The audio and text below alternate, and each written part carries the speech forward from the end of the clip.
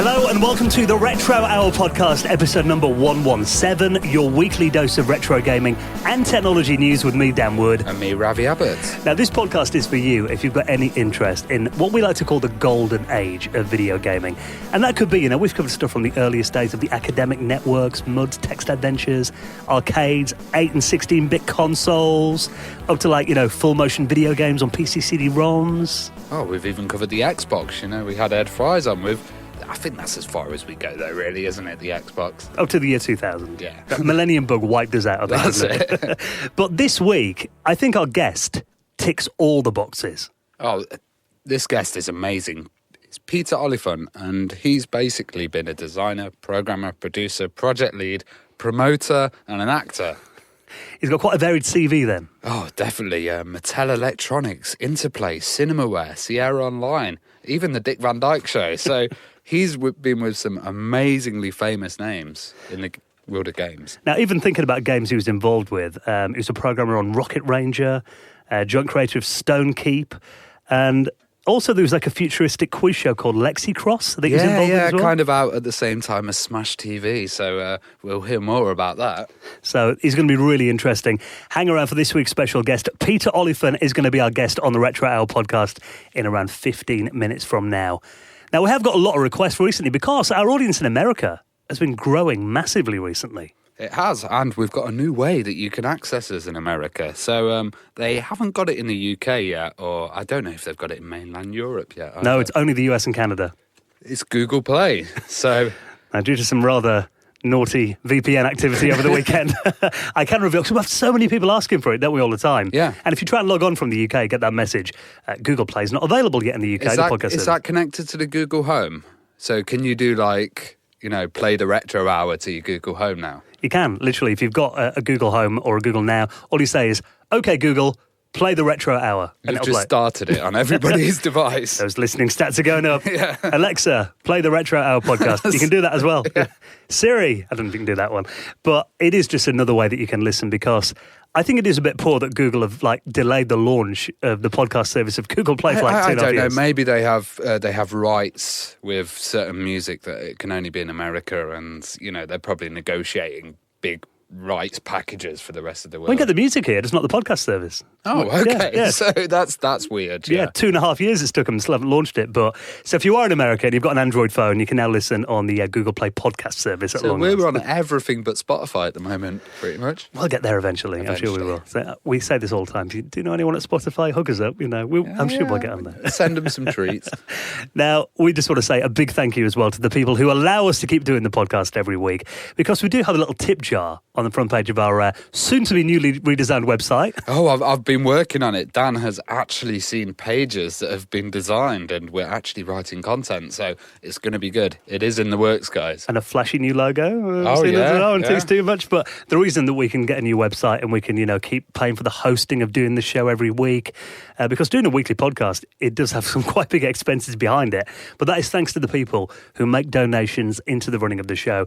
And it means that Ravi and I don't have to pay for the entire thing out of our own pocket, which is always appreciated. And just for making a donation of any amount, you'll find your place in the Retro Hour Hall of Fame. Now, this week, we want to say thank you so much to Roy Gelotti, Colin Bell, Nigel Wilkinson, and Stephen O'Kane, who all made donations into the running of the show. And you can do the same. We accept PayPal. That converts pretty much any currency, doesn't it? It really helps, because we're looking at going on Libsyn, which is another service, and that's another sign-up service. But if we look at going on there, these donations really help us actually get onto more platforms and get out to more people. Well, that's one of our goals this year, really, isn't it? To make the show grow bigger and get it in front of more people as well. So we're trying to get on more services, but obviously with those, there's more subscription costs annual usually, aren't they? So any donations you make all go back into the running of the show and really, really makes a big difference. All you've got to do, either via PayPal or cryptocurrency, if you're into that, you can do it on the front page of our website, theretrohour.com. Now, before we get into our special guest, Peter Oliphant, who will be coming up in the next few minutes, we've got a few news stories that I've been dead excited to talk about this one, actually. One of my all-time favourite games is finally getting a new sequel for the 21st century. And I was only playing this at the weekend, funnily enough. Seventh Guest. Well, interestingly, Peter worked with a lot of the team of Seven Guest at Cinemaware. Yeah. So, they kind of went off and did this. And you remember Seventh Guest. It was Was it the first, or it was one Very of the early. first full motion video games? Those PC CD-ROM games with probably the worst acting in the world that you've ever seen. Well, a lot of the games back then, I mean, Seventh Guest was kind of different insofar as it did actually employ actual actors, I think. Yeah, not just the staff. Yeah, the ones before that, I mean, I remember, do you remember the full motion video introduction to Cannon Fodder? Oh yeah, that was the guys from The Office, wasn't it? Dressed up with water pistols. Yeah, the developers from Sensi running around. But Seventh Guest, it was an epic. And even, I didn't remember this until the other day. Seventh Guest came out in 1993. Wow. That's very early for a That is CD-ROM. really early, isn't it? And it came on 2 CD-ROMs. So it was that big. It actually came I on think Myst was the only thing that came on 2 CD-ROMs as well. I remember 2 CD-ROMs. Who needs that? Back then, a CD-ROM in 93, it could, 700 megabytes? Yeah. You come from floppy disks, essentially, straight away. It was an epic game, and on playing it again recently, because I've got like an old Windows 98 PC, and I've got a CD-ROM drive in there. Do you remember on old CD-ROMs? Because I was putting games in it and I wasn't getting music. Do you mean you needed like a wire to get the sound card? Yeah. So you needed a mixer, didn't you? The CD audio wouldn't actually mix with your sound card. Like, even I've done a few hacked CD mixers, and you can just like solder resistors and then pass the sound through there. It's crazy. Yeah. Well, I've forgotten. A lot of the games I was like, why are they quiet? There must be something wrong here. Then I thought, I remember now. CD audio, yes. CDDA or something it's called, isn't it? Yeah, trying to find that device as well was a nightmare. Well, I think I got one off eBay for about 99p. Plugged it in my sound card that I've got I got a creative sound card. Plays fine now. But when I was playing Seventh Guest again at the weekend, I'd forgotten how tricky a lot of the puzzles are in that game. Because you think of it as like quite a cheesy kind of horror film, essentially. But it's got some really difficult logic puzzles in there. Well, it was out for the PC and the CDI at the time, which was, one of these CD consoles. But yeah, 93. That is absolutely insane. Well, the CDI was actually, from what I've heard, the superior version. I have got it, but I haven't really played it through much. But it was, it was a massive game. And really, I think the reason it was so popular is because everyone was jumping on the CD-ROM revolution, and it was kind of the game to buy back then. It was like the killer app for it. But they are now doing a sequel called The 13th Doll. Oh, well, did we hear about a Seventh Guest sequel coming up before? There have been a couple of failed Kickstarters over the last few years, okay. I believe. But this one, it's been funded on Kickstarter. This has actually done well, and it's going to be coming out in time for Halloween 2018. Now, it turns out there's actually a little trailer that I'll put in this week's show notes. It's on a website called vintageisthenewworld.com, and it actually does retain a lot of the original kind of style of the first Seventh Guest. It's got that kind of quite low-res overlaid full motion video over a computer generated background. So do you think it'll come out for the CDI? They're gonna downgrade it. Yeah, I don't think they were running a Kickstarter for that one, so that could be one of the bonuses though, couldn't it? But it does look really good, and it's got a lot of the original actors in there as well, and it kind of follows on from the original story, and they're intending really that it will remain faithful to the original game with a lot of those kind of quite difficult puzzles in there as well. 26 of them apparently included in here. So. And it seems to be coming out for Steam as well, so that's really good. You can just kind of download it and they might have multiple format releases. Never know. Yeah, that's the thing about these kind of releases is they are quite specialist, I guess, which is probably why the previous Kickstarters have failed for Seventh Guest sequels. But one thing I do love as well, it's coming out in time for Halloween. There are not that many Halloween games that come out. No, yeah, that's a good point. True. This Seventh Guest was definitely scary, and this one will be. So yeah, usually me and my brother play we normally have a go at Call of Duty Zombies on Halloween night. That's about it. But there'll be something new I'll be playing this year. So I have a break from Call of Duty for a year. Yeah. Speaking of stuff that you might want to buy, we've got to give this a massive big up. How impressed were we with those Amiga 1200 replacement cases a couple of years ago? It was like they were made from the factory. It was like they'd come from Commodore or Rescom. These were like amazing cases, but the thing is they're all in funky colours. Yeah. They've got these little pop-out bits as well. Have you seen those, Dan? Yeah, so essentially if you've got add-ons like USB and VGA, which a lot of people who've got these old machines, especially someone who go to the effort of buying a new case, has probably got add-ons and upgrades and stuff in there as well. Yeah. And the worst thing was before, you had stuff like a Gotek. These probably broke your heart as well. You look on the groups and people are using hacksaws to chop out bits of the original cases. Massacring cases. And those were the originals as well. So these replacements have these kind of little push-out bits that you can do. But they're really solid, actually. You'd think that you'd look at the case at the top and you'd see kind of some light through it. But they are really solid. Well, new set of compatible cases are coming out for the Amiga 500 and the Amiga 500 Plus. Now, obviously, the Amiga 500 was the most popular model of the Amiga, and I think for many people they're the most nostalgic machines, but even they've got some quite big upgrades in recent years. Like you can get a Vampire, like FPGA accelerator for it now. You got Gotex, and people are fitting stuff like, Apollo boards with USB and HDMI and SD adapters and all that kind of thing. Yeah, it was even hard to get IDE on the 500 back in the days. Now it's madness. So a lot of people are back into the 500, but like we said, the problem is the old cases didn't have portholes and that kind of thing, and a lot of them, I mean, we discussed this last week with Neil from Retro Man Cave, a lot of Amiga 500s look grotty now. They look yellow. Yeah, they really do, actually. I don't know if the plastic for the 1200s were different, but the 500s have a particular fag smoke kind of look, don't they? Well, that's the thing. There are now new cases, so if you've got a disgusting-looking Amiga 500 at home and you want to give it kind of a new lease of life and make it look beautiful and have some new additions on there as well, there are some new cases that have just gone on Indiegogo. Now, this campaign is running at the moment. It's from the same team that actually did bring you the Amiga 1200 cases. Well, the best thing I found about the 1200 cases were that they actually had custom editions of it. So I got myself the Alistair Brimble one. I backed that, and oh my God, I love Alistair Brimble. And this is like a dark blue key set and everything. It's lovely.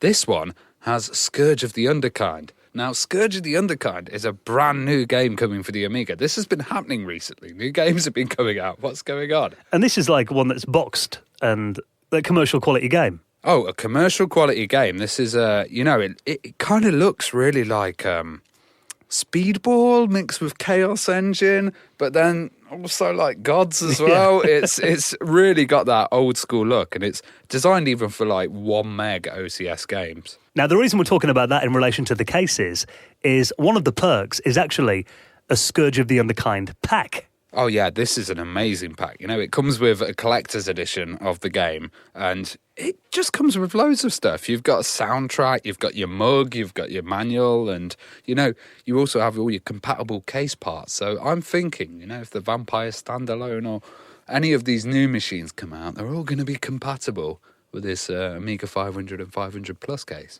Are they designed to fit in there as well, are they? Yeah, but I saw on the 1200 that they built a custom little adapter that goes in. But it says, rubber feet for Apollo Vampire features.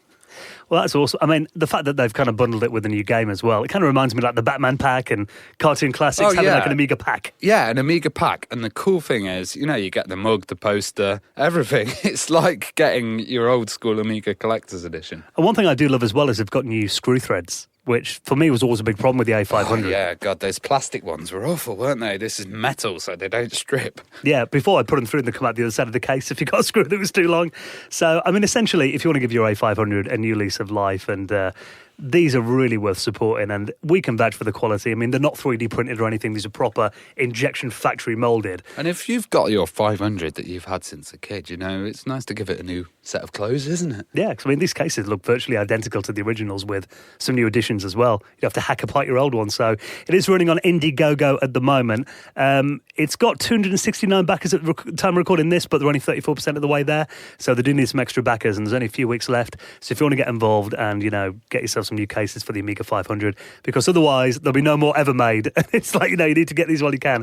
We'll put a link in the show notes at theretrohour.com, and hopefully we'll get a couple for a review on our YouTube channel soon as well. Fingers crossed. Now let's go all the way back in the day. Would you like to visit Tokyo in the 1980s? Oh, God, yeah, I'd like to visit today. But in the 80s, it must have been a very exciting time. You just think about, the machines I had over there. The MSX, for example, was massive, wasn't it? Well, even just the stereo systems and, the Walkman and, all the CD systems they had and everything. Tokyo's always been ahead, hasn't it? Absolutely, and even stuff like online shopping and email and all that. You go back to, 1984, it was actually more prevalent in Japan than it is over here. Now, there's a really interesting video that you found. There's actually Thames Television, who I'd not really heard of this show. There was obviously Micro Live on the BBC, but apparently on ITV they had a show called Database that was all about the computer industry and emerging technologies. And they went over to Tokyo to do a little report on the technology over there.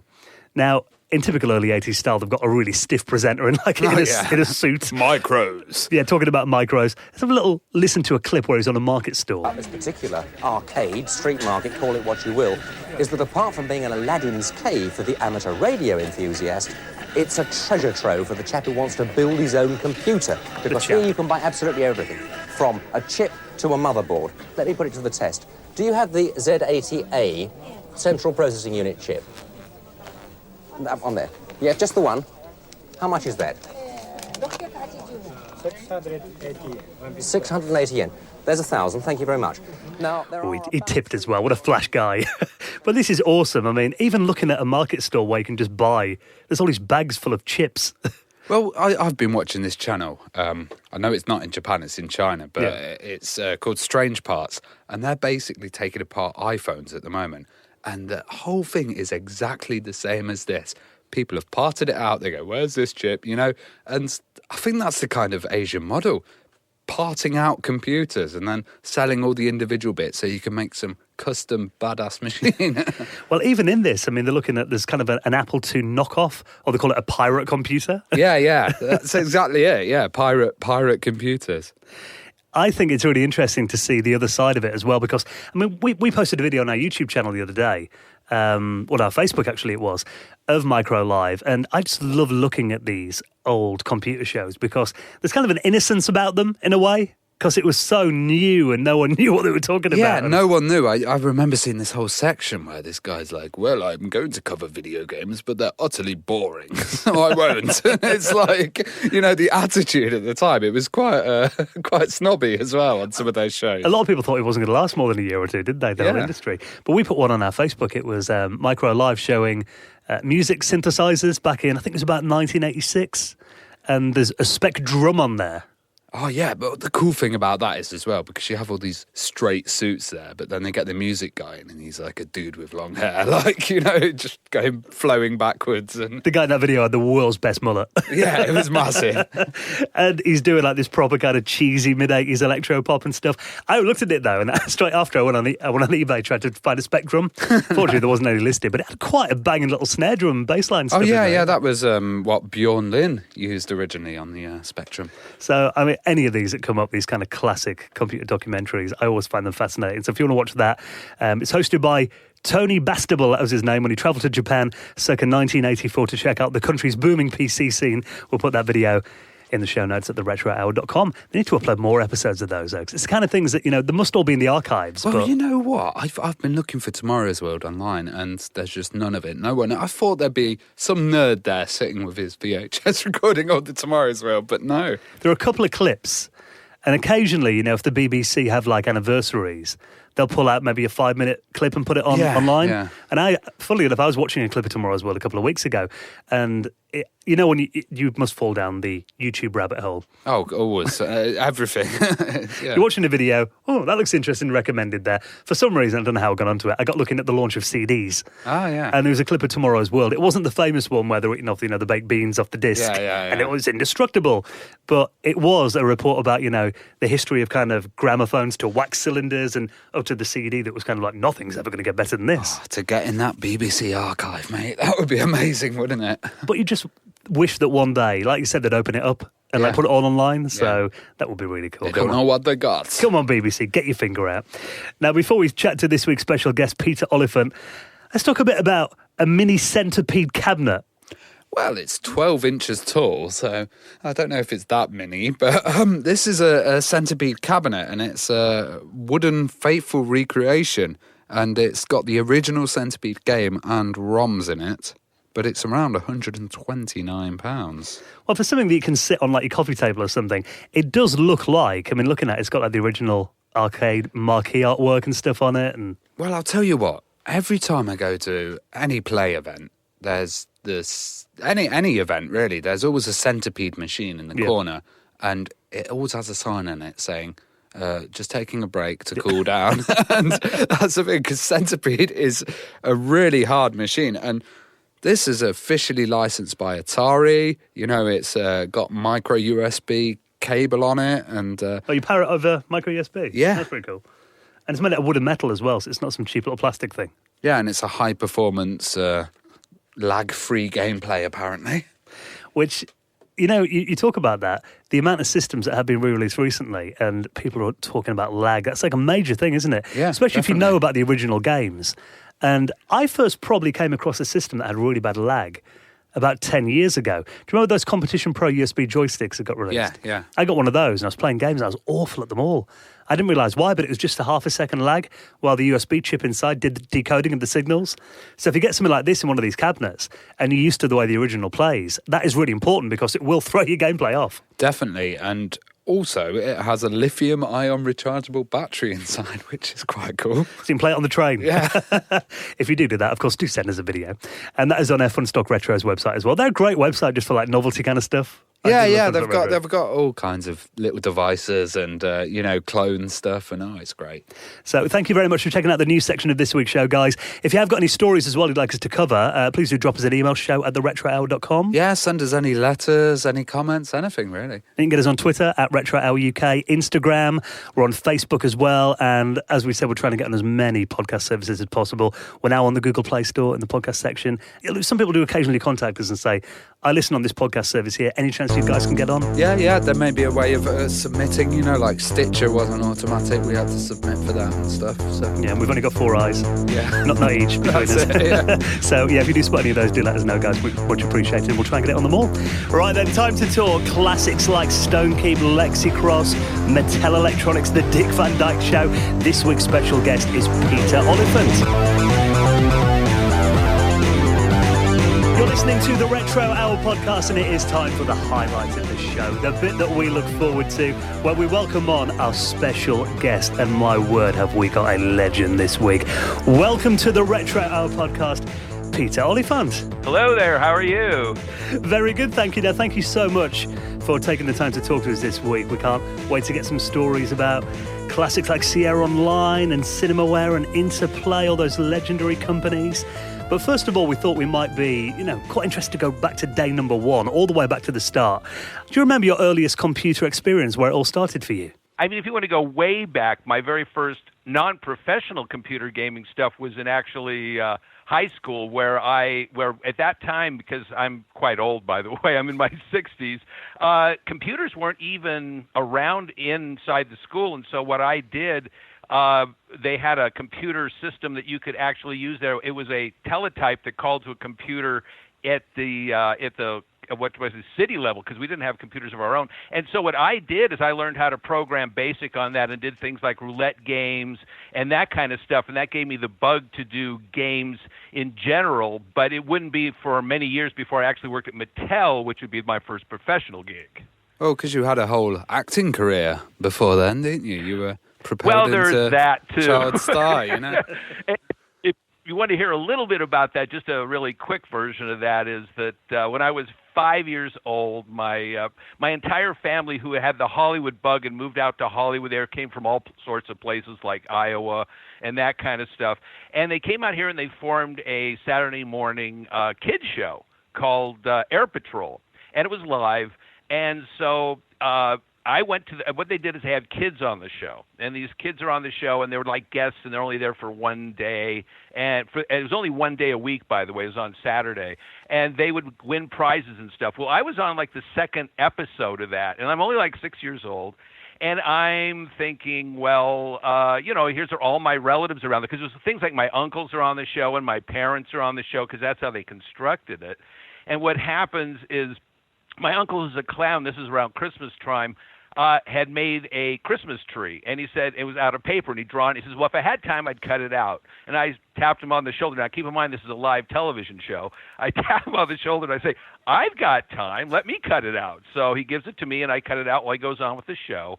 And so at that point, when I was done, I handed it to him, and they showed the stuff. And the director loved it, and he made me a regular of the show, so I was on every week. Now, this is a live show. Now, keep in mind, from my point of view, I thought I was already on the show. I'm going, well, that's just what our family does. And once you've got your foot in the door, at that point, it's pretty easy to get other interviews, especially at that age, because it's very tough to find people that are 6 that can act. And that led to various things. I have like 20 credits. I have a regular character on the Dick Van Dyke Show called Freddie Helper. I've done movies with Jimmy Stewart. And and so on and so on. But when I got to college age, I decided I'd rather get into academics because I was more interested in math and stuff, and especially computers came in at that point. And so I gave up the concept of doing acting work and went into academics instead, and that led to computer games, and that's it. That's sort of the preview of that's sort of like a really condensed version of how my acting career. Well, you had a passion for maths as well, and did that kind of lead to you taking up programming really easily? Not necessarily easily, but yes, it led to it. It seemed like a natural extension of my liking math, because what a computer does is it lets you take your math ideas and actually construct them in a laboratory and actually see them more dynamic than it is just to work on in terms of proofs and stuff. So yes, it's a way of expressing math programming, and then games to me is a way of expressing systems, which is kind of a math thing too. So yes, it was a way of expressing math in a more concrete way, and a fun way too. Well, did you have any experience before you joined Mattel with like Text Adventures or any of the early types of video games? No, except for maybe things like Pac-Man and stuff like that was in arcades. But no, I actually, this is like the beginning of this kind of stuff. I remember that the Atari VCR had come out, VCS had come out, and I was playing that, and since I had done games sort of in high school and stuff, it seemed like a natural thing. So what happened with Mattel is I was working as a defense contractor, programming, defense contract type stuff at Bunker Ramo, and I just decided that I would call Mattel or like write Mattel out of the blue. This is just me out of the blue. I'd write Mattel and ask them if they wanted to do stuff like games. Now, I had no idea, but that week at the very same time, Mattel had put an ad in the paper asking for the exact same thing. So it was kind of a cool coincidence. Now, I then went back east for about a few weeks, came back and got telephone calls and stuff, and they said they want to interview me. And so I went in there, but I had no idea. When I talked to them, they said, did you know that when you wrote this letter that we actually put something in the paper? So I went from defense contracts. It was where I first did programming, meaning the very first time I ever did actual professional programming was for battleships in the Navy through defense contracts, and I had security clearances and everything. In fact, at one point, I had a top secret clearance that would have allowed me to work at CIA headquarters, but that is exactly at that point that I went to Mattel, so we'll never know how that would have worked out. What were the earliest things you were working on for Mattel when you first got there? What did they have you working on? Okay, well, it turns out that they were using a CPU called the 6502, which I had never seen before, so I had to learn a 6502. Now, they gave me this task, my boss, Richard Chang, that they were doing this game called Gravity, which is a handheld game.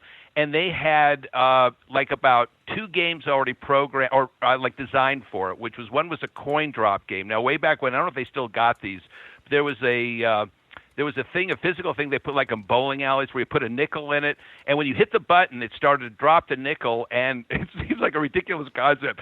And if you hit the button quick enough, you win and you get your nickel back. So it sort of like seems like a effort in futility, but people would brag about being able to do that. So that was one game.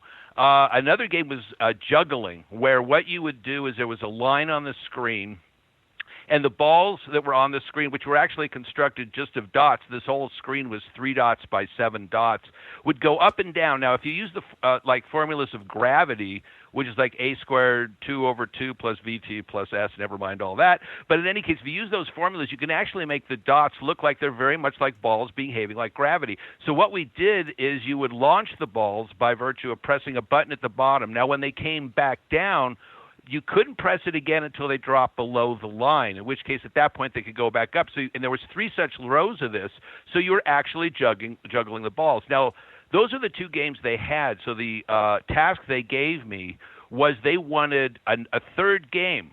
So they said, quite literally, we want you to come up with 5 new games for this, that we're going to pick one to be part of this in a production way.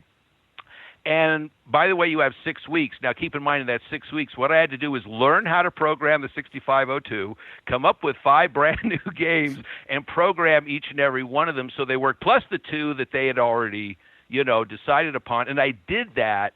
and they were very impressed, and that started my meteoric, if you will, rise at Mattel, which was every 6 months they would give me a raise. And when they gave you a raise, they would also have to, if they brought you in a certain bracket, give you a promotion. But if they gave you a promotion, they were obligated to give you another review in 6 months. So I kept getting raises and promotions every 6 months. So I started off being a programmer trainee at Mattel. By the way, employee number 20, Mattel Electronics, I should say, which is a separate section of that. Within 3.5 years, I went from programming trainee to manager of the home computer section. So at the time, did you kind of feel like you were on the cusp of something that was set to like change the world and be huge, or did it kind of feel like it might be a fad that would only be around for a couple of years? Well, I kind of figured that computer games would stay forever in some way or form because it's just too good of a new form. I mean, we have movies and we have music, and music first started off just being sound. Then movies had sound, but they also included shall we say, visuals, whereas now computer games now adds another layer to that, which is interactivity. So that was going to last forever. However, it did go through sort of a fad phase because at first there was a meteoric rise of the computer game industry, but then it crashed, but then came back the way we have it today. So to answer your question in a certain way, I could sense it was going to last forever, but I could see there'd be problems in the beginning. So what was the culture like at Mattel? Was it quite corporate or quite free and radical? It was, we had a very separate area because we were called design and development, which most companies called research and development, because we were doing the handhelds and we were also doing later on the Intellivision stuff. Although I never actually worked directly on Intellivision, I did have some stuff to do with the design. But yes, Mattel in general was very corporate. They had a very strong structure of how you could put something out. It would take 2 years minimum from start to finish for any product. It had to go through massive numbers of approvals. Like every few months, they would have meetings for every single project, at which point it could be canceled. So it wasn't like you're sitting at home working on a project. At any moment, your project could be canceled. But we were considered very special because we were the up-and-coming aspect of it. They did recognize the computer games and computer stuff, especially handhelds, because keep in mind, they're a toy company, so the handheld, which is the biggest thing back then, is like a cross between the two. It's a computer game, but it's also a toy, in effect, so they love that kind of stuff.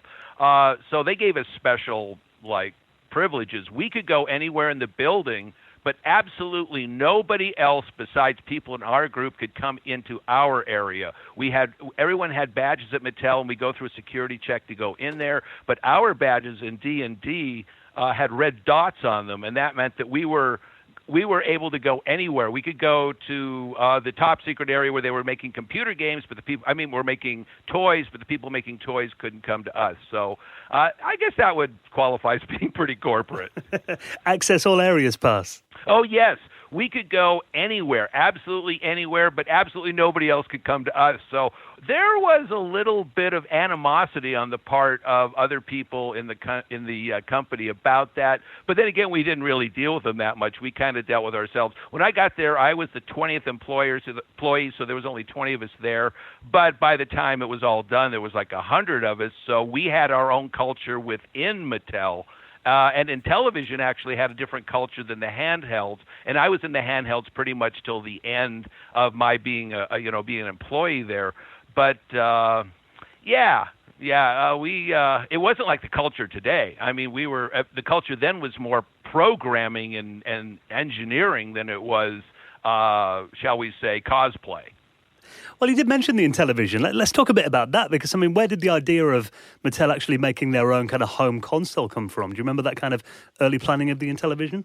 Now, I got there after they had already conceived of Intellivision, but it was only on the design stage. So I don't know what their thoughts are or what their thinking was that actually went into causing that to be a Go project. But I do know that they wanted to get on the fact that things like Apple was doing really good at the time. The IBM PC had come out, and it was doing really good. So they wanted to get in on that market. But the problem was, And I remember seeing up on the board, because we had a board with stuff like information about what was going on in the company. We didn't have things like computers. Remember that. Keep this in mind. We don't have like computers on our desks back there. I mean, we do, but we don't have them hooked into the internet where we're talking to each other. The computers are there entirely for doing things like design work. So we see things up on the board. But the price of making in television, they wanted it to be like $100 item out the door. And we could see the development of it on the board, how constantly they kept adding things. They got to the point where they realized that every in television they made, they'd be losing money. So they actually did that. So that's the reason, if you kind of notice back there in television, it wasn't a really big push. They were kind of hoping to make the money up on the back end with respect to software, because like anything else, it's a razor blade industry. If you can sell software for it, that's where the money is. But as it turns out, they were a little worried about the Intellivision because the hardware itself cost them money to sell by the price they're going to have to sell it for. And keep in mind, this is a company based entirely on selling hardware, so it was a very big step in their mental process to be able to think about selling something that they would lose money on the hardware but make hopefully more money on the back end with software and games. Well, internally, when you were like developing stuff, were people sharing references, manuals, technical information, or did they all keep it really kind of close to themselves? Well, we were inventing the manuals back then. There wasn't anybody to share with, really. I mean, I guess I think Atari was around at the time, but no, Atari and Mattel definitely did not talk to each other. In fact, when I left Mattel, what happened is like I said, I was made the manager of the home computer software area. So what I did is I hired a bunch of people to work on games, and I brought them in, and I said, okay, come up with a game and design it yourself and start working on it. Now, I also did the same thing. So at one point when I was on vacation, I designed a game for what was then the Atari 400 and 800 system, because that had just emerged at that particular time. And when I was off of my vacation and came back to work, I showed them the game, and they told me, oh, no, we can't do that. And I go, why can't you do that? And they go, well, because it's an Atari game, and we can't possibly do a game which would support their hardware. And I tried to convince them that, we can make money off of their hardware without having to lose money on their hardware, but they hadn't quite got that mindset yet. So no, sharing stuff, we totally were self-contained. There was no way that any other companies or anybody else outside of Mattel Electronics was selling information or sharing information with anybody with Mattel Electronics. So yeah, totally closed. Were you surprised by the video game crash? Yes, because for one thing, I was so counting on, remember, I just come from Hollywood, so I was counting on, okay, I substituted one Hollywood for another. We're all going to become famous and rich and stuff like that. And it looked like it might go that way. But what happened is that the game industry started getting too, shall we say, enamored with itself. It thought it could do anything, and it could actually sell it. So there was, I think it was Atari again. They came out with two games. One was E.T. and the other one was Raiders of the Lost Ark. Now, both games were horrible. All you did, like, for example, E.T., I forget, what was it, Reese's Pieces or something like that in the movie, that E.T. used to go around and eat. So the game was entirely just a field where E.T. was walking around collecting those. He eats them, and it's done. I forget how they made that the same game with Indiana Jones. Maybe he was collecting artifacts. But the two games were absolutely identical except for graphics, or basically identical except for graphics, and just using different licenses. And people were paying like $35 a game back there. Now, if it turns out the games were good, they would be more than willing to pay another $35. But as soon as they hit a game like that, which was very, popular, a lot of people bought it and got burned from it, they decided to be a little bit more cautious with their spending, and that's basically what caused the crash, because we were expecting things to keep rising, and then people got cautious in their spending, and boom. It only crashed for a few years, but for people like me, what do we do next? You'd say, oh, yeah, go on and do programming. Well, people in other industries thought that people that programmed games were kids. We were just, toy programmers or kid programmers. We didn't know what we were doing, even though anybody who could do game programming had all of the skills. I mean, we had to deal with interactivity, with graphics, with sound. But, to answer your main question, it was a big shock at the time, especially to my lifestyle. Well, what do you think caused the fall of Mattel Electronics? Too fast of expansion. For me, when I was there and they decided to expand Mattel Electronics because of what they thought the industry was going to do, almost literally, maybe not quite this, everybody at Mattel at that point, Electronics, like I said, there was only like a few dozen, maybe 36 of us at that point. We were all made basically managers, and each one of us had to hire 7 people to work under us. So when you expand a company by a factor of 8 or 7 in 1 year, and then the market flattens out, well, that's a recipe for disaster, and that's what caused Mattel Electronics to crash. You know, the whole thing about Mattel being originally in the toy game and then video games, did the two kind of go hand in hand? Because I know when Nintendo kind of came along, they brought Rob the Robot out, and that was a way for them to get into toy stores. I mean, were they always kind of viewed as toys back then? In a sense, because, again, there was the hardware aspect of it, because we were actually making handhelds and like that. But, you know, ironically, it's almost like I'm only just thinking of this now, and I don't know why I didn't think of it before. Nobody was pushing us to do like a Barbie game or a Hot Wheels game or anything like that. So they must have really considered it to be very separate to not want to put automatically guaranteed selling licenses on these. Most of the time they would ask us, believe it or not, to do sports games. They always want us to do football and baseball and basketball. So in fact, when I got there, the first thing they were working on was, baseball. So I don't know why, but yeah, you would think that they would have connected the two industries more, but they really kept us separate. Well, when you were just finishing working at Mattel, you were developing a game, and they didn't seem very interested in it. So what kind of happened there? Because you ended up sending it to Sierra, right? Actually, yes. Wow, you know your history on that one. What happened is that, yes, I continued to work on that game, which was called Force Field at the time and ended up being called Wall War, which Sierra Online did publish. I was told by the people at Mattel that they do not do these games. These games are not in competition with them in the sense that they don't do these games. And so I worked on it in my spare time. At one point, I got sort of fed up with the bureaucracy at Mattel, the way we had to go through multiple checkpoints and stuff like that. Plus, at one point, it was kind of sad. I'll tell you a story. I was in 7 groups. There were 7 groups, and my group, the one that was doing home computer software, what I did is, like I said, I told them to come up with an idea of their own and to program it. And within 1 month, it was amazing. They all had these amazing graphics going on the screen. So my boss called me in. He's the head of all 7 of these groups. And I figure he's calling me in to tell me, oh, well, you're doing a great job, which he did. He said, you guys are doing a great job.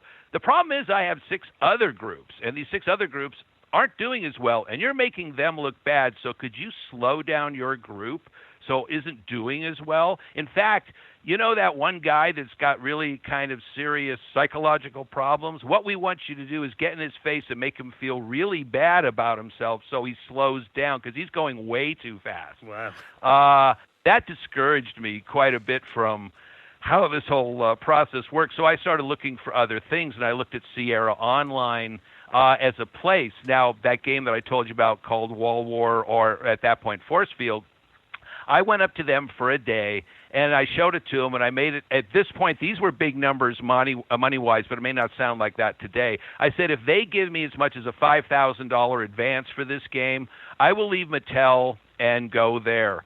And so I showed them the game. They gave me a $16,000 advance, so obviously it was a no-brainer. So I go back to Mattel and tell them that I'm leaving, and they said, fine, okay, what about that game that you were working on? And I go, what do you mean? You told me you don't do that. That's not a game that we do here. And they goes, oh, no, but we still want it. And I said, no, you can't have it. I mean, that's not how this works.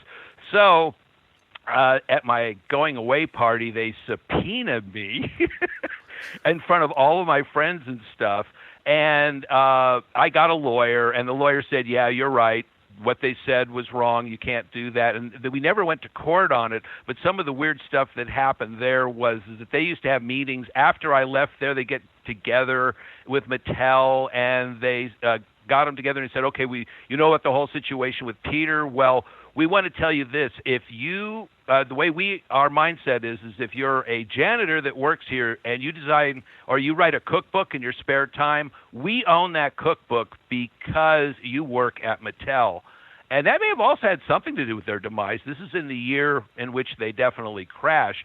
But, the happy story is I took the game to Sierra Online. I had a really good relationship with them and did a whole bunch of games with them. Also pretty much as an independent and also as a employee at Sierra. But the only reason I was ever an employee at Sierra is because it was a better way to deal with the financing at one point. But yes, Wall War got published. Didn't do that good, but it did start my, shall we say, independent lone wolf career. What a lovely leaving present, though, from Mattel, eh? A subpoena. Yeah, I thought it was kind of cruel. I mean, especially they made it a point to do it in front of my friends, too. I mean, I was at a pizza parlor, and I remember the guy was pretty nice, though. He walked up to me and he says, excuse me, are you Peter Oliphant? And I go, yeah. And he goes, here you go. This is a subpoena. And then, he was quiet about it, but it was mean-spirited, and that was intentional.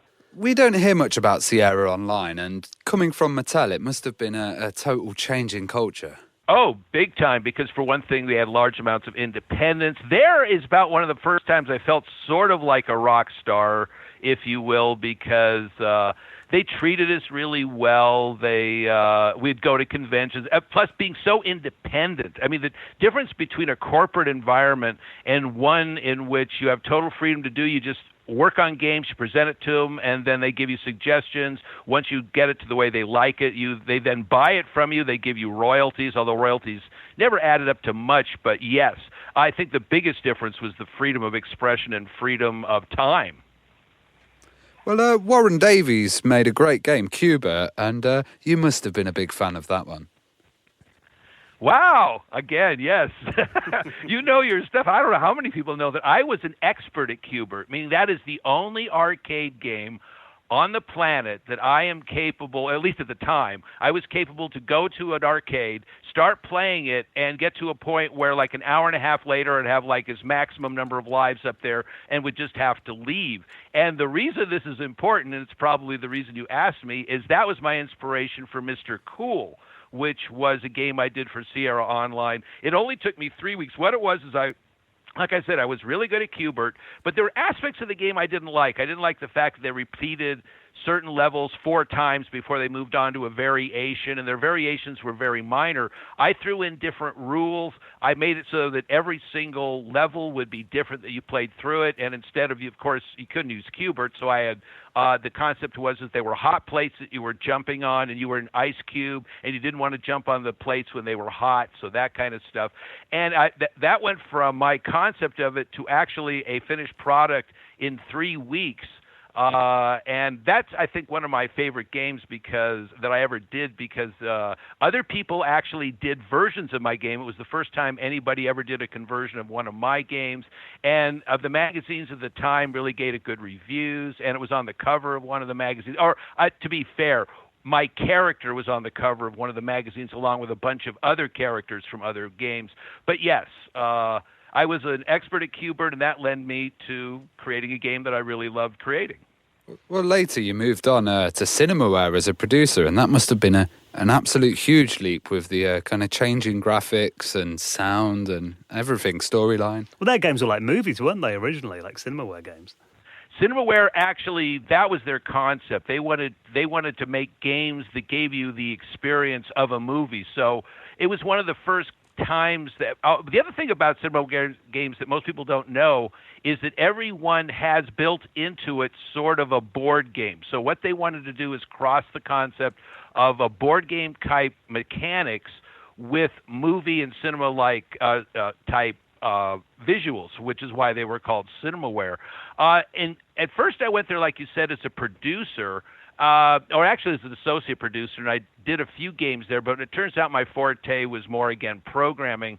So I was doing this one game called King of Chicago, or I was producing a game called King of Chicago, and inside of it they needed 3 or 4 arcade games.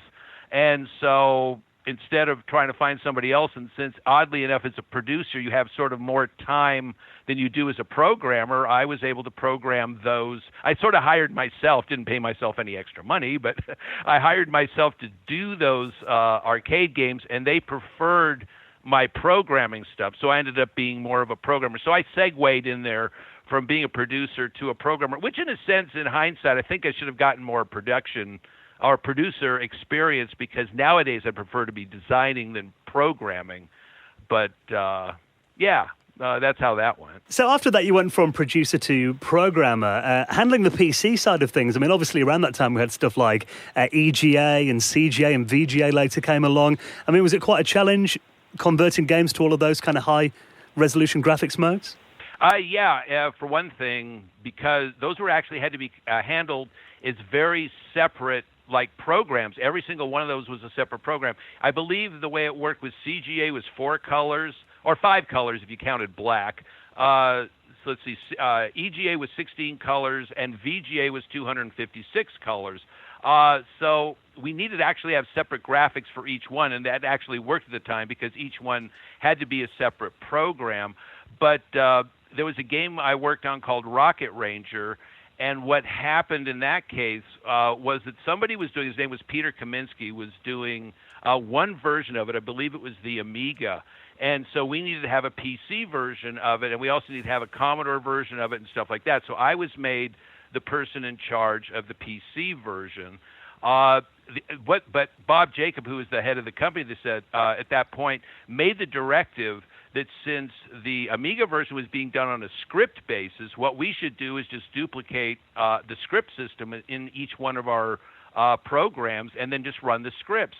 But I mentioned to him that adds too much of a layer, and that would slow down the computer too much. We really need to rewrite these from scratch. Now, at that point, Bob didn't like me because I was saying that, but he was smart enough to let me go my way and let everybody else go their way. Now, everybody else, like the Commodore version and stuff like that, when they were done and tried to do it using the scripting system, it worked, but they'd get like 1 frame a second, whereas I showed him my version, and I was getting like 60 frames a second.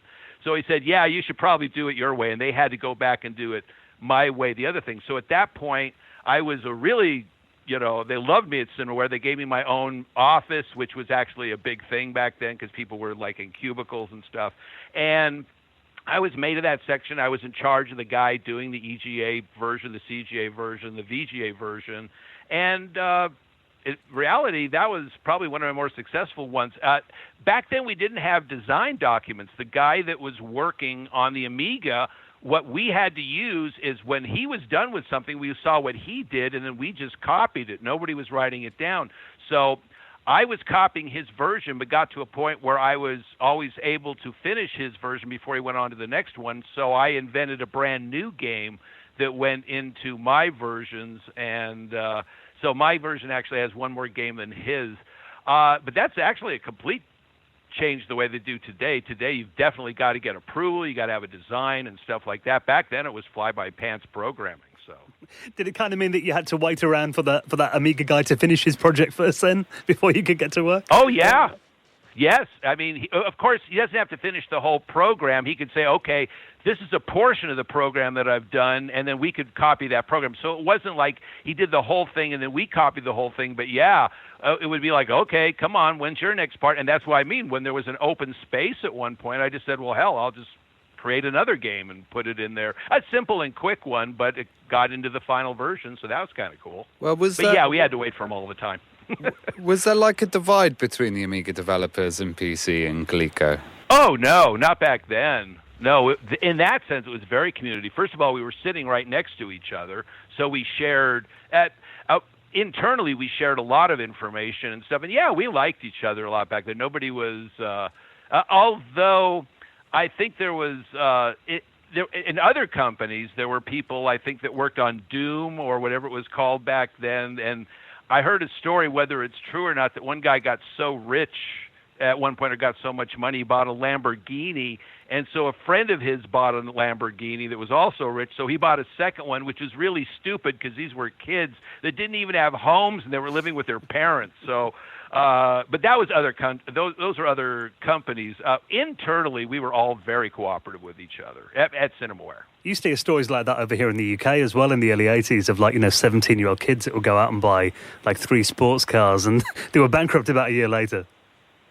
Yes, they'd go poor because, they're kids. And they also, remember, we all thought the industry was going to go crazy and everyone was going to get rich. And so they would think that what they got then was just be the tip of the iceberg, and it turned out to be the whole iceberg. So, So Rocket Ranger was a fantastic game. And, for me, it had that really good sound, graphics and B-movie feel. What was it like hearing the ideas of it and kind of just getting the concept out there? Was it really exciting?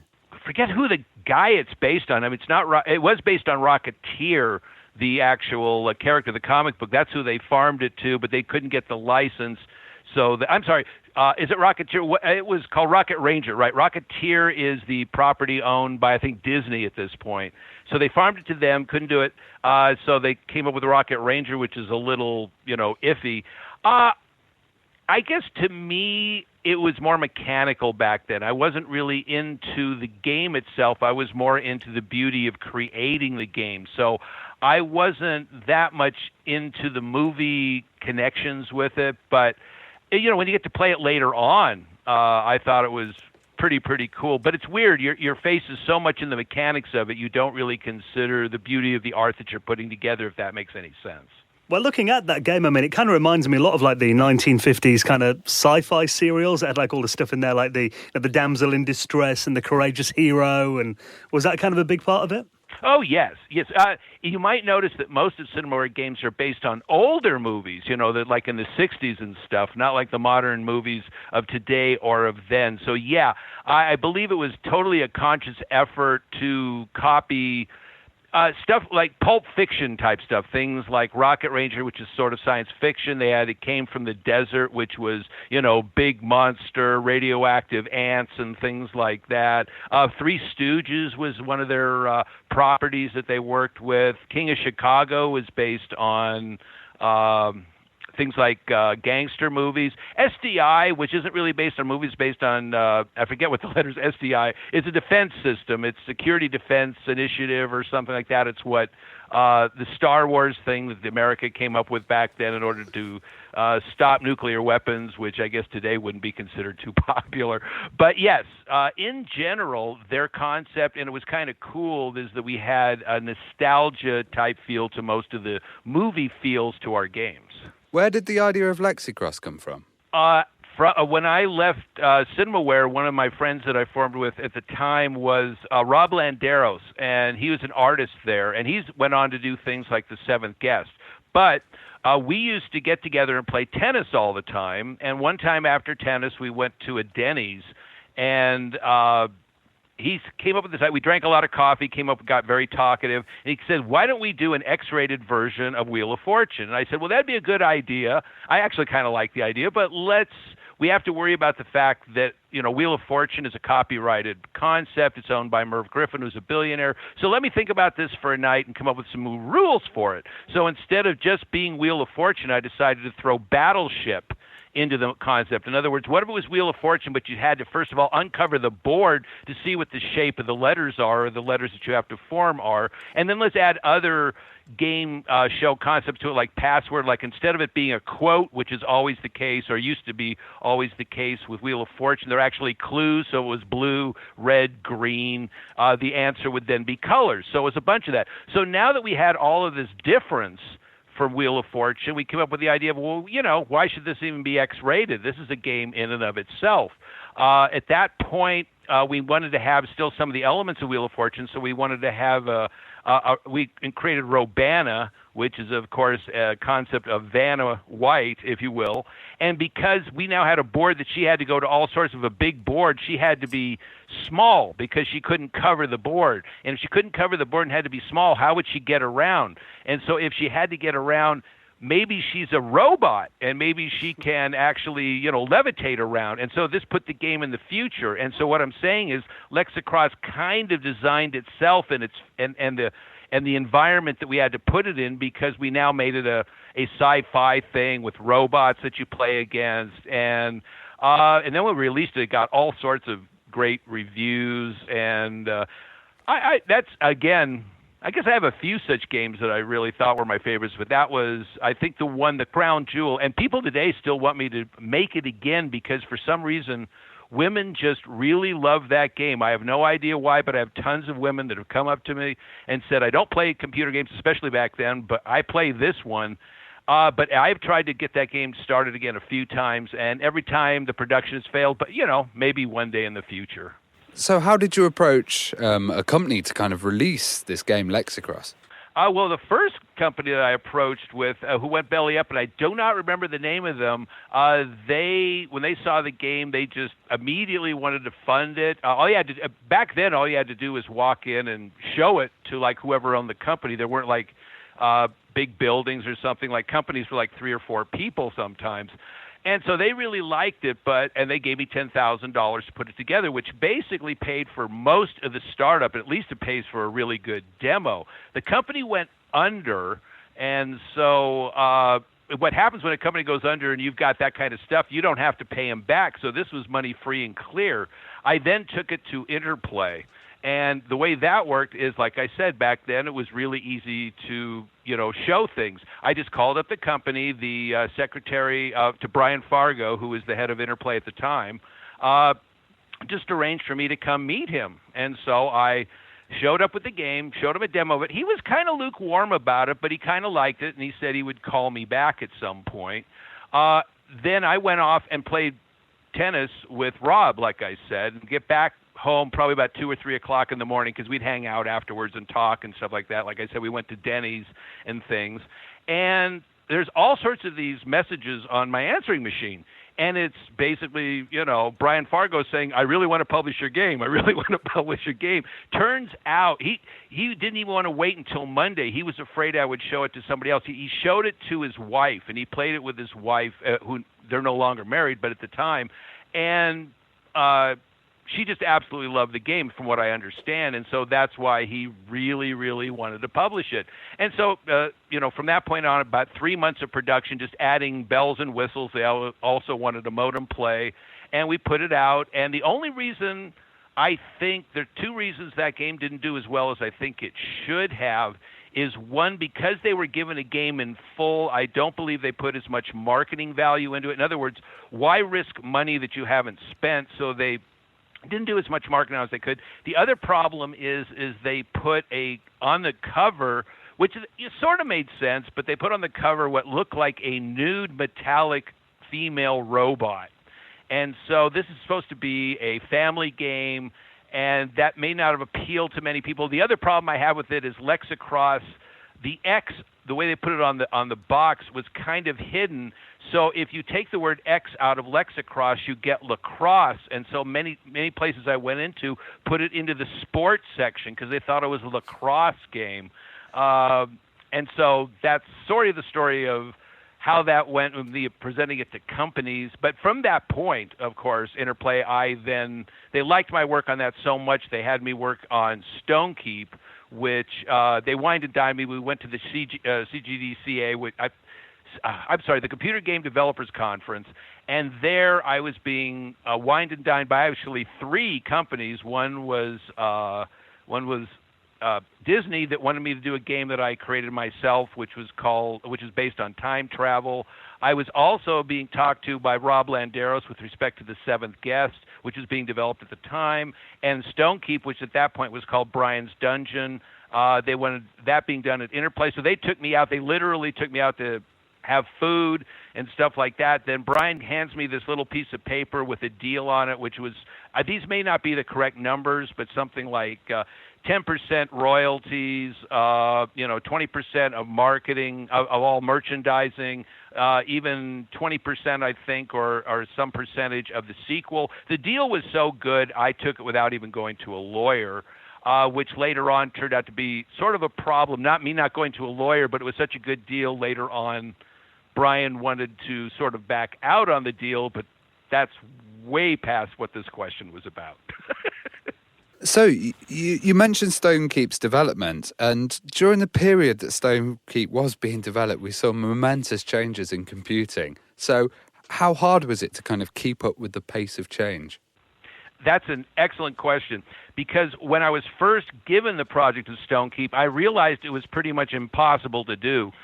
What they wanted, what Brian asked for me to do, is, which didn't exist at the time, was a full screen, full animation RPG game. I mean, most of them at that point had single screens that they'd just go like from one screen to the next with no animation in between. It would be like a portion of the screen. Now, computers weren't fast enough back then. I think at that point we have the 286 going on.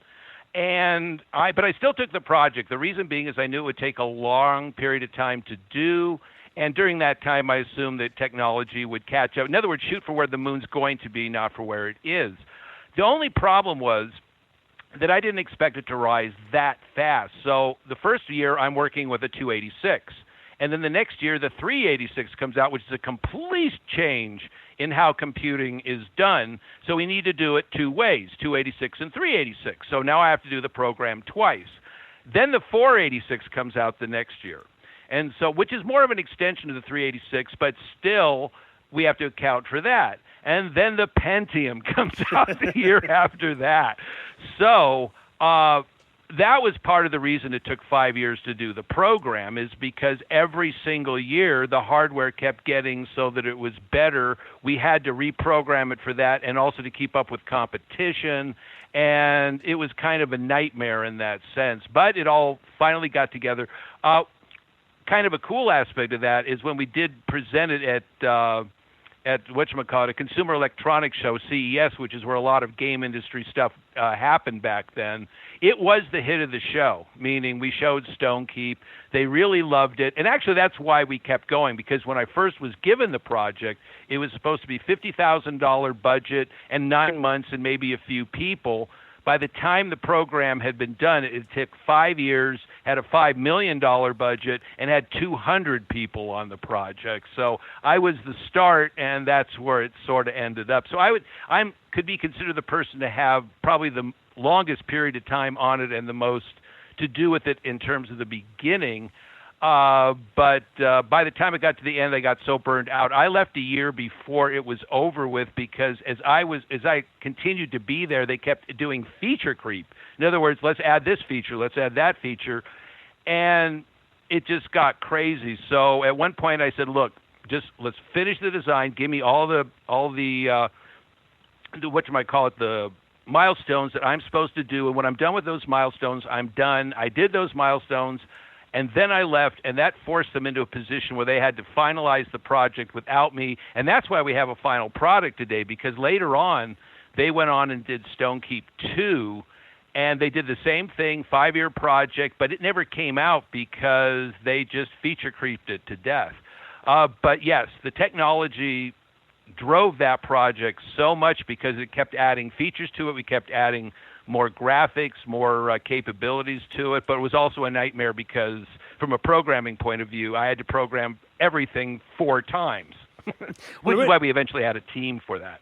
Well, originally it was meant to be a floppy disk-based game, wasn't it?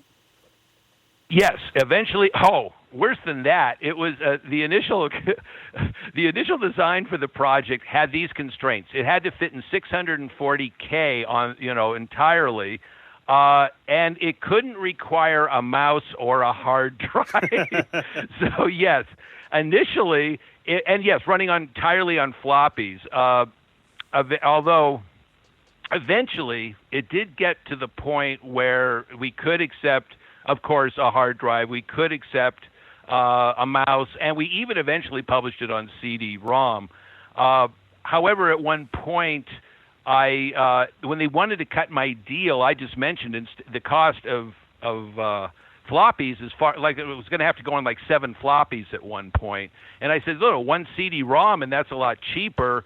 And I figured that was good compensation for them, not cutting my deal in half, which is what they wanted to do when they realized they gave me too good of a deal after 2 years. And indeed, they went to CD-ROM, and then everything was good. But yes, God, I think hardware had so much to do with Stonekeep, it's not even funny, especially from my point of view. Well, obviously, with that adaptation to CD-ROMs and full motion video was kind of coming in then as well. I mean, did you kind of, obviously, Seventh Guest was like the big game that kind of got people into CD-ROMs around then. Were any of the Seventh Guest people kind of helping out with the project, or did you see much of that development happening at the same time? They were, of course, totally separate, but I, of course, since they were good friends of mine, like Rob and stuff like, and Graham Devine, who's also very big, the two of them, created the project pretty much. No, we didn't share any kind of technological tricks or anything, but it was a totally different thing because they were doing stuff entirely for a brand new emerging stuff, which was DVD, and where we were, I think it was DVD at the time, not CD-ROM. Boy, there's so many technologies back there. But in talking to them, they had totally different problems. For one thing, computers' slowness back then really hurt the animation coming off of those discs. Keep in mind, though, my entire connection with them, besides being friends with them, is when I went in to interview with them. This is sort of a funny story. They hired me for one day to come up with ideas, or not to come up with ideas, but to pick my brain. So we had this brainstorming session, and I remember that the one thing that was true about every idea I came up with is everything I came up with was exactly what they did not do. I think what they were doing is picking my brain to see what the mindset of the day was and then try to see how could they be different from that. So I would say that you would have to move the mouse over an item, and then you have to discover it, meaning you have to move around and have to locate it. And they had it, which is actually the way things are done today, that as long as the mouse goes over the item, the mouse icon changes, and then it's there. I wanted them to click everywhere. I wanted people to really search everything. And in hindsight, I think they went the right directions. Well, Peter, I mean, in terms of your kind of history in video games, it kind of reads like a who's who of the big games and legendary companies from that era. It's like from the golden age of gaming, you could almost say. I mean, are there any plans to maybe ever kind of revisit some of these classic games, or could we see Lexicross Mobile or HD or something like that at one point? I would love to do Lexicross again, and I have actually, in a number of cases, a number of times, started the project. We even had a Kickstarter for it at one point a few years back, but it really has to be correct. There was one company that wanted me to do Stonekeep for them, but it was really funny. I did a Stonekeep demo, which has some new rules to it, because every time you do something like this, you can think of a way of making it a little bit better. And they liked everything about Lexicross, except for they wanted to take the battleship aspect of it out of it. And like I said, what Lexicross is basically Battleship with whatchamacallit, Wheel of Fortune. But if you take the Battleship out of it, all you end up with is Wheel of Fortune. And I didn't want to do a Wheel of Fortune one. So, again, if you will, because that's just a clone. So I'm waiting for the right setup for people to actually follow through with the money, that kind of stuff. By the way, everybody would love for me to do it and then give them a final product. The problem is, back then that was possible because budgets were very small. Today, to be competitive in the market, you need to have millions of dollars, basically. And I mean, trying to put something on an iPhone, you're in competition with 5 billion other products. So everything has to do with marketing. So again, you need the money for the marketing there, if not for the actual creation of the project. I guess what I'm saying is, since things have changed, my lone wolf status makes it very tough for me to do stuff in the future. But people keep coming to me with wanting to do Lexicross, so one day, hopefully, that will happen. But, don't hold your breath, because I've been trying to do it for decades now. Well, after this show, you'll probably get more requests now. That would be great. That would be great. That would be wonderful. Well, it's been wonderful reminiscing with you. Thank you so much for coming on and sharing your memories. And if there is anything like that in the pipeline at some point, please do let us know. And obviously, we'll be well behind that. I absolutely will. And this has been a great pleasure. Thank you very much.